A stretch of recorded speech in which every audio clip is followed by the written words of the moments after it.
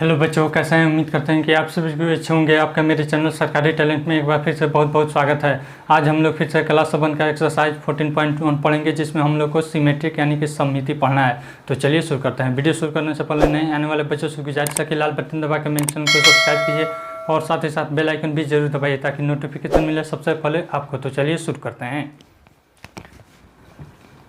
Exercise 14.1, इसमें हम लोग को पढ़ना है सममिति,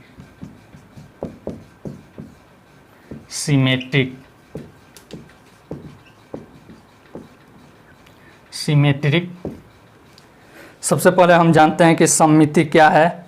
इसको जानने से पहले थोड़ा सा हम पीछे के क्लास में चलते हैं या फिर पिछले चैप्टर में। आप लोगों ने पढ़ा है 7th क्लास का 7th चैप्टर में सर्वांग समता, उस त्रिभुज की सर्वांग समता आपने अच्छा से पढ़ा है। उसके पहले थोड़ा सा किसी भी वस्तु की सर्वांग समता के बारे में हम बताए हुए हैं कि कोई भी एक वस्तु दूसरे वस्तु के ठीक बराबर हो उसे हम सर्वांग समता कहते हैं। ठीक उसी तरह से इसमें होता है सममिति में, यानी कि एक हिस्सा, एक ही चीज़ के एक हिस्सा दूसरे हिस्से के बराबर हो, ठीक बराबर, उसे ही हम क्या कहते हैं? सममिति यानी कि सिमेट्रिक कहते हैं। जैसे किसी आकृति को एक रेखा द्वारा या फिर दो टुकड़े किया जाए तो एक टुकड़ा दूसरे टुकड़े के ठीक बराबर हो तो उसे क्या कहते हैं? सममिति यानी कि सिमेट्रिक कहते हैं। सममिति के प्रकार दो होते हैं। पहला प्रकार में देख लीजिए रैखिक सममिति, रैखिक सममिति, लीनियर सिमेट्रिक। फिर दूसरा होता है घूर्णन सममिति,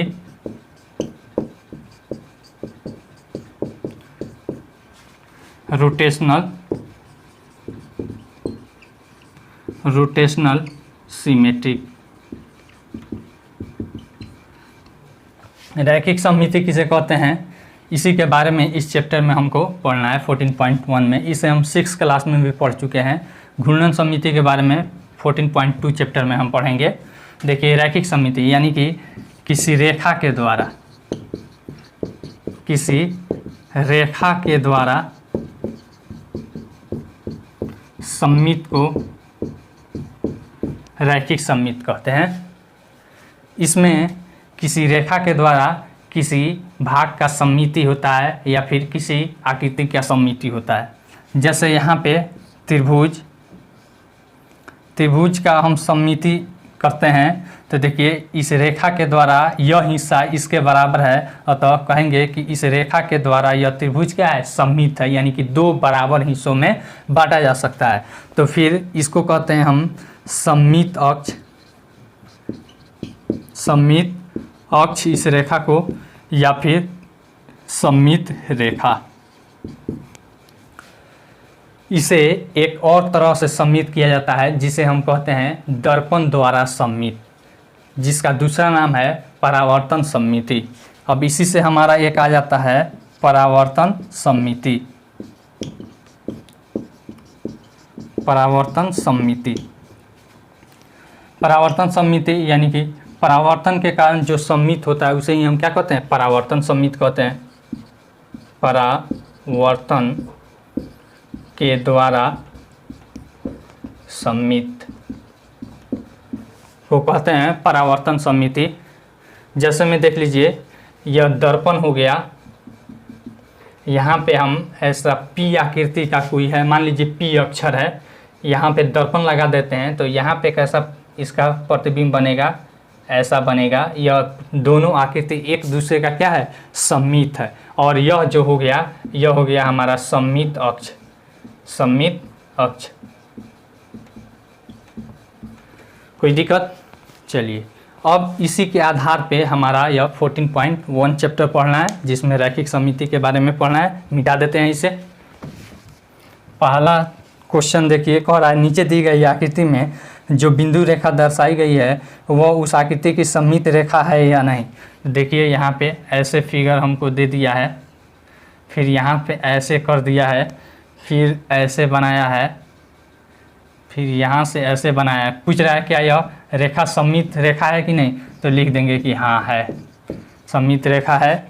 फिर उसके बाद एक ऐसा फिगर बनाया है, आपको ऐसे बनाया है, फिर ऐसे बनाया है, और यह जो रेखा है सीधा न करके तिरछा कर दिया है, फिर यहाँ पे ऐसे खींच दिया है।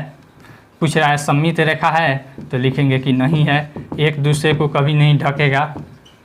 फिर उसके बाद अगला फिगर है हमारा, कुछ इस तरह से दिया है, फिर यहाँ पे दिया है और यहाँ से ऐसे खींच दिया है।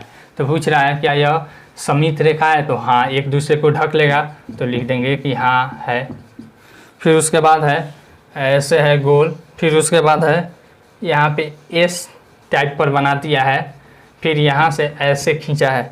तो पूछ रहा है क्या यह है, तो यह नहीं है, क्योंकि यह आएगा तो ऐसे हो जाएगा, यह आएगा तो ऐसे हो जाएगा, तो लिखेंगे कि नहीं है। फिर उसके बाद एक और फिगर ऐसे बनाया है, और फिर यहाँ पे गोला है, फिर इस गोला को ऐसे ठीक काट दिया है।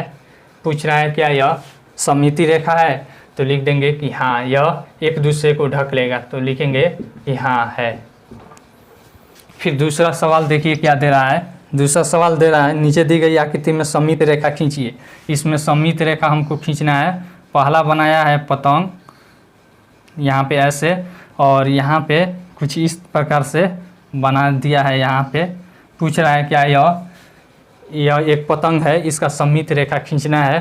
तो देखिए कैसे खींचा जा सकता है, यहाँ पे है, तो इसको ऐसे खींचा जा सकता है कि नहीं, यानी कि दोनों हिस्सा बराबर हो जाएगा, तो ऐसे खींच दीजिएगा। फिर उसके बाद अगला आकृति है हमारा, देख लीजिए। अगला आकृति ऐसे है, फिर देख लीजिए इसका कह रहा है सममित रेखा, तो यहाँ से ऐसे खींच सकते हैं, यहाँ से ऐसे खींच सकते हैं, खींच लीजिएगा। फिर उसके बाद यहाँ है, फिर ऐसे है, फिर ऐसे है, ऐसे है, यहाँ से ऐसे है, फिर यहाँ से ऐसे है, तो इसमें कह रहा है तो ऐसे खींच दीजिएगा, ऐसे खींच दीजिएगा, ये हो जाएगा। फिर यहाँ पे ऐसे है, ऐसे है, ऐसे है, इसका सममित रेखा खींचना है तो ऐसे खींच दीजिएगा, यहाँ से खींच दीजिएगा, ऐसे भी खींच दीजिएगा, ऐसे भी खींच दीजिएगा, आपका मन जिस तरह से खींचे। फिर यहाँ पे लास्ट वाला जो है यह कॉम्प्लिकेटेड है, इसको ध्यान से देखिएगा लोग। यहाँ पे क्या किया है, ऐसे किया है हमारा, फिर उसके बाद यहाँ पे लेकर आया है, फिर उसके बाद इधर लेकर गया है, फिर यहाँ पे ऐसे लेकर आया है, फिर यहाँ पे ऐसे लेकर आया है। तो इसका खींचने के लिए कह रहा है, तो यहाँ से इसका ऐसे खींचाएगा, यहाँ से देखिए यह वाला आ जाएगा यहाँ पे, यह वाला आ जाएगा यहाँ पे, यह वाला आ जाएगा यहाँ पे, यह वाला हिस्सा यहाँ पे। इस तरह से हम सममित अक्ष या सममित रेखा खींच सकते हैं, कोई दिक्कत। अब देखिए यहाँ पे तीसरा सवाल क्या दे रहा है। तीसरा सवाल दे रहा है हमको कि नीचे दी गई अधूरी आकृति को सममित रेखा के अनुदिश पूरा कीजिए। यहाँ पे ऐसे दे दिया है, फिर यहाँ पे दिया है ऐसे, ऐसे, इसको पूरा करना है, तो ठीक इसी प्रकार से ऐसे बना लीजिएगा, हो जाएगा।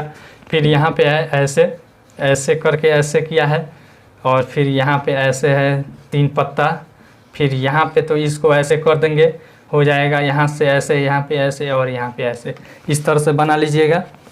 फिर अगला ऐसे दिया है, फिर यहाँ पे तिरछा किया है, फिर ऐसे इसके समांतर, फिर ऐसे किया है, तो देख लीजिए यहाँ से ऐसे हो जाएगा, फिर इसके समांतर, फिर ऐसे हो जाएगा। बस यहीं ऐसे हम खींच सकते हैं। फिर उसके बाद एक सवाल ऐसे किया है, ऐसे सममित अक्ष दे दिया है। यहाँ पे देखिए यह मुड़ी पर यहाँ पे कान बना दिया है, फिर यहाँ पे ऐसे पेट की तरफ बनाया, फिर यहाँ पे ऐसे लाया, इधर पूँछ बना दिया, तो इसका भी ऐसे बना लीजिएगा, यहाँ पे कान बना दीजिएगा, फिर यहाँ पे ऐसे पेट की तरह ऐसे पूँछ बना दीजिएगा, हो जाएगा। फिर अगला सवाल है हमारा, यहाँ पे मूंछ बनाया है, फिर ऐसे हाथ ले गया है, फिर यहाँ पे ऐसे बना दिया है, तो इस तरह से भी इसको भी ऐसे बनाएंगे। यहाँ पे छोटा है, छोटा बनाएंगे। फिर उसके बाद यहाँ पे ऐसे हम लेकर आएंगे, यहाँ पे ऐसे, फिर यहाँ पे ऐसे कर देंगे। इस तरह से हमारा आकृति फूल हो जाएगा। चलिए, आपका यह चैप्टर ख़त्म हुआ। अगला चैप्टर है 14.2। आई होप आपको यह वीडियो बहुत पसंद आई होगी। अगर वीडियो पसंद आई हो तो लाइक कीजिए, शेयर कीजिए और कमेंट करके अपना सुझाव जरूर दीजिए। Thanks for watching.